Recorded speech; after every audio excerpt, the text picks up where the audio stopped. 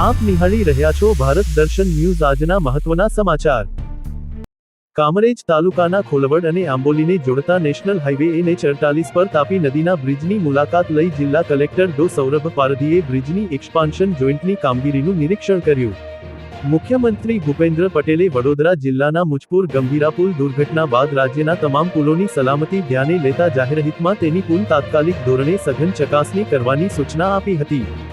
જેના ભાગરૂપે જિલ્લા કલેક્ટર ડો સૌરભ પારધીએ કામરેજ તાલુકાના ખોલવડ અને આંબોલીને જોડતા NH48 હાઈવે પર તાપી નદી પરના બ્રિજની મુલાકાત લીધી હતી અને બ્રિજના એક્સપાન્શન જોઈન્ટની સમારકામની કામગીરીનું નિરીક્ષણ કર્યું હતું।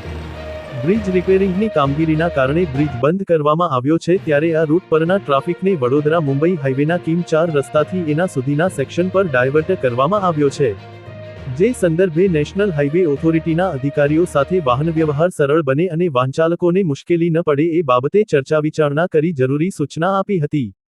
મુલાકાત સમયે મામલતદારશ્રી રશ્મિન ઠાકોર DYSPR આર સરવૈયા NHAIના અધિકારીઓ ઉપસ્થિત રહ્યા હતા। રિપોર્ટ ભગતસિંહ ચૌહાણ, સુરત।